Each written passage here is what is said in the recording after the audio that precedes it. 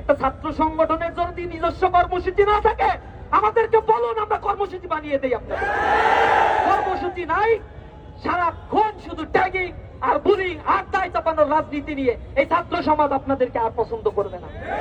ঢাকা বিশ্ববিদ্যালয় এতদিন বলতো ঢাকা বিশ্ববিদ্যালয়ে ছাত্র শিবির ছাত্রীদের প্রমোট করে না। যখন ডাকসু ইলেকশনে প্যানেল দিল তাদের ছবিগুলোকে বিকৃত করলো তারা। এরপরে ইসলামী ছাত্র শিবির কোনো প্রতিক্রিয়া জানায় নাই, শুধু লিখিত অভিযোগ দায়ের করেছে।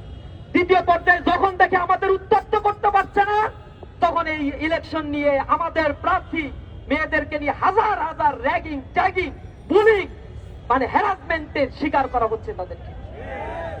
তাতে তাদের কোন ধরনের মুখ থেকে কথা বের হয় না, অথচ কার নামে কি ধরনের পোস্ট দেওয়া হয়েছে তার দায় চাপিয়ে ইসলামী ছাত্র শিবিরের বিরুদ্ধে তারা আন্দোলন করছে, তারা তাদের মতো কর্মসূচি পালন করছে।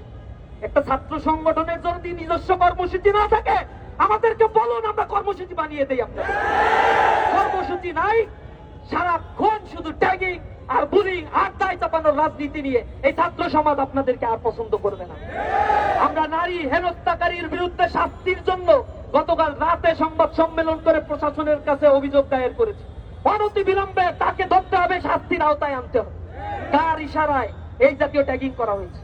জগন্নাথ বিশ্ববিদ্যালয়ে আমরা তাদের দলের একজন নেতাকে দেখেছি অশ্লীল ভাষায় ইসলামী ছাত্র শিবিরের প্যানেলের মেয়েদেরকে হেনস্থার শিকার করা হচ্ছে। চট্টগ্রাম বিশ্ববিদ্যালয়ে সেখানে স্থানীয় সন্ত্রাসীরা ছাত্রদের উপরে হামলা করেছে, প্রশাসন নির্লিপ্ত।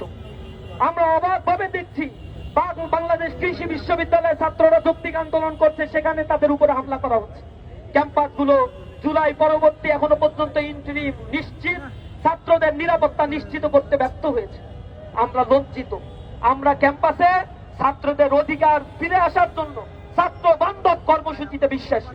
আমরা বিশ্বাস করি প্রতিটা ক্যাম্পাসে যদি ছাত্র সংসদ নির্বাচন হয়ে নির্বাচিত প্রতিনিধিদের হাতে ক্ষমতা হস্তান্তর হয়, তাহলে ক্যাম্পাসে কেউ তাদের নিজস্ব এজেন্ডা বাস্তবায়ন করতে পারবে না।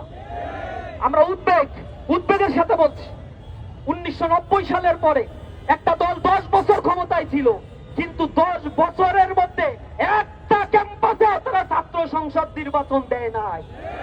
তারা আবার 90-এ ফিরে যেতে চায়।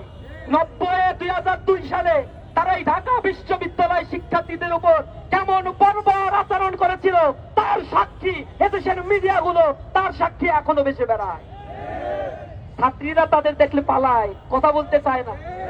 কেন চায় না? এটা নিজেদের কাছে একটু প্রশ্ন করো। কেমন দানবে পরিণত হয়েছে তোমরা?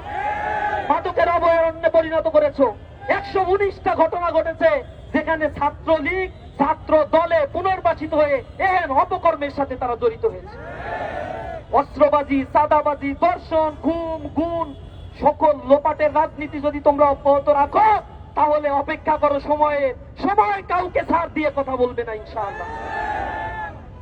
মিথ্যাচারের রাজনীতি বন্ধ করে নিজস্ব এজেন্ডা নিয়ে রাজনীতি করো। ছাত্ররা এখন সচেতন, ছাত্ররা ব্যালটের মাধ্যমে জবাব দিবে, ছাত্ররা কর্মসূচির মাধ্যমে সিদ্ধান্ত নেয় কারা আগামীর বাংলাদেশকে নিরাপদ করবে।